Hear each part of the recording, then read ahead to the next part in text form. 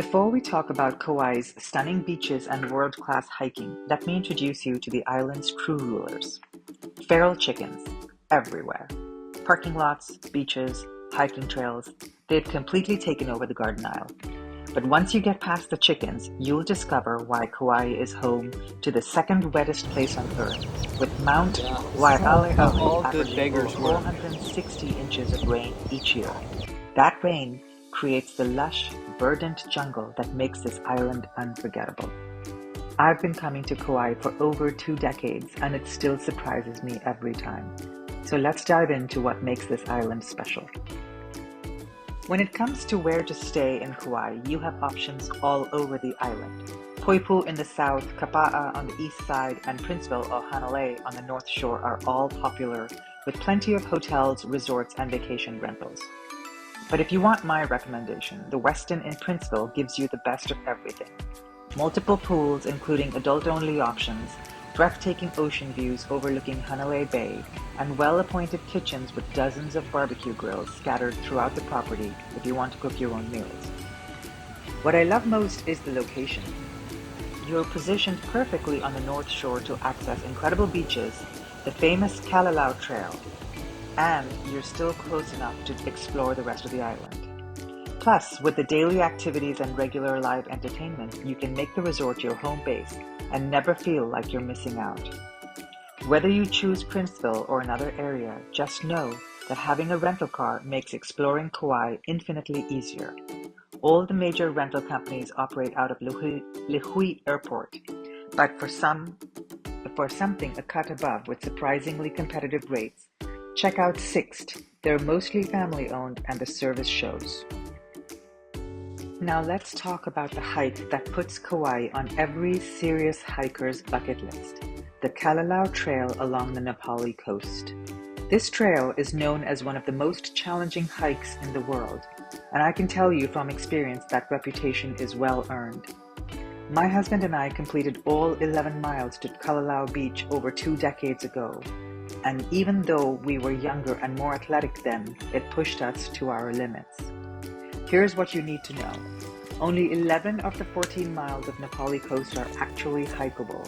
The first 4 miles to Hanakapiai Beach and Falls can be done without a camping permit, but going all the way to Kalalau Beach requires permits for both the trail and camping. Getting to the trailhead has changed drastically since we first hiked it. Access is now restricted. You'll either need a parking permit with very limited availability, or you can take a shuttle from various points on the north shore to Kei Beach where the trail begins. The first 2 miles to Hanakapiai Beach takes about 2 hours. It's steep, muddy, and the dense foliage means limited views until you break through to the coast. If you want to continue to Hanakapiai Falls, add another 2 hours round trip. Because of all that rain I mentioned earlier, this trail can be treacherous. In the wet season from October to April, it's even more challenging. You absolutely need sturdy hiking shoes with aggressive tread, plenty of water, and I'd even recommend a beach towel for when you reach Hanakapiai Beach. And here's the thing about Hanakapiai Beach. It's absolutely stunning, but you cannot swim here. The surf is massive and wild, there's no lifeguard, and these waters have claimed lives. What you can do is wade where the river meets the ocean, and it is magical. Literally, icy cold river water colliding with warm ocean water. That moment alone makes the hike worth it.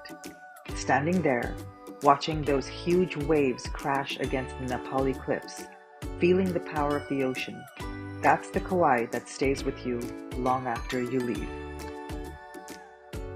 Kauai has no shortage of incredible beaches, and each one offers something different.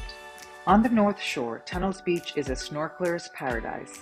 The underwater visibility is excellent, and you might find yourself swimming alongside a giant sea turtle.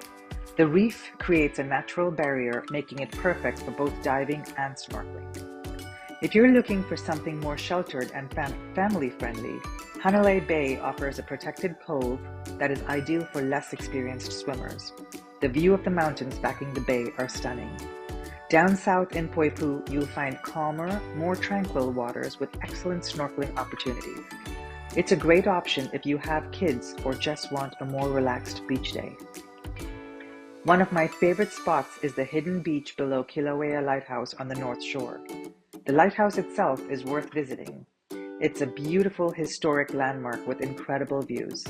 But if you make your way down to the beach below, you'll find a more secluded spot that feels like your own private slice of paradise.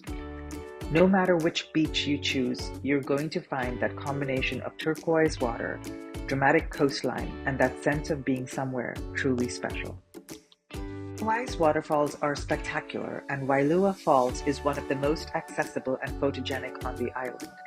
Unlike some waterfalls that require a hike, you can drive right up to the lookout point for Wailua Falls.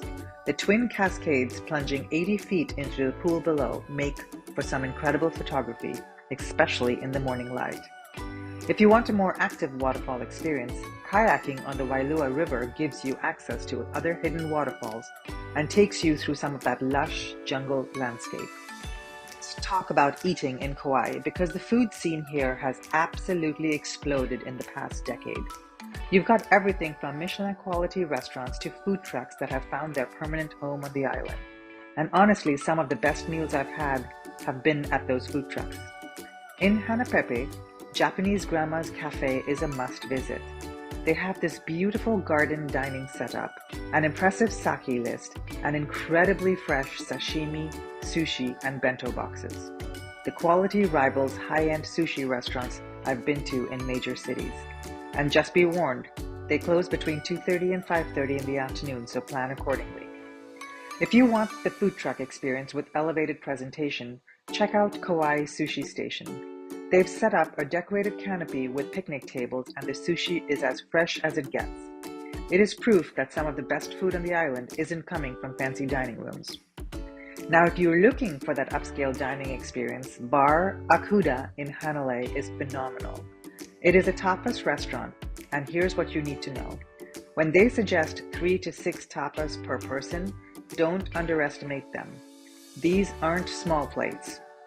They're full-sized portions. Book your reservation weeks, possibly months in advance because this place fills up fast. For something really special, one kitchen inside the one hotel in Princeville offers Michelin quality dining with local ingredients and creative presentations. Again, reservations are absolutely required.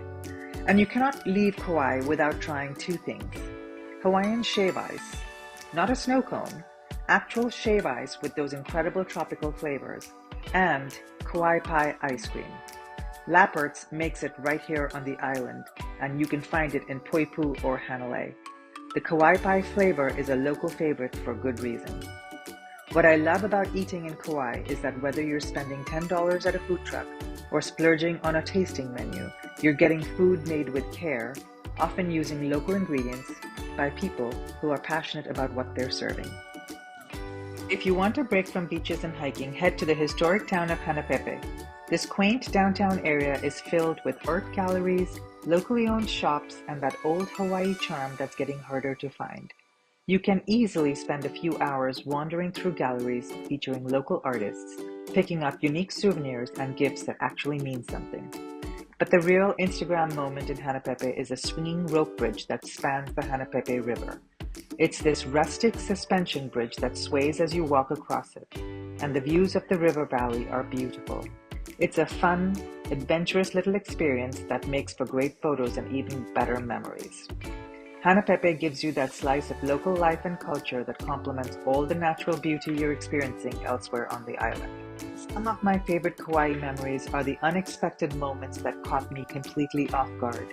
Like trying to do yoga one morning at the Westin and having a group of Nene, those native Hawaiian geese, decide to join me. They just waddled right up through my practice like they owned the place, which honestly, they kinda do. These geese are endangered and protected, and they're completely unafraid of people. It's one of those moments where you just have to laugh and appreciate where you are. Or finding this rustic beach swing overlooking the ocean. Just this simple wooden swing that someone built, and sitting there watching the ocean with the word Kauai literally written into the scene. And of course, there are the chickens. I mentioned them at the beginning, but I need to emphasize, they are everywhere. And locals truly don't slow down for them while driving. If you think you need to brake for a chicken crossing the road, watch your rearview mirror because you're about to cause a fender bender. The chickens will figure it out. These wild chickens are descendants of domestic chickens that escaped during hurricanes over the years, and with no natural predators on the island, they've thrived. They've become such a part of Kauai's identity that you can't imagine the island without them. It's these quirky, unplanned moments that make Kauai feel less like a vacation destination and more like a place with real character and personality.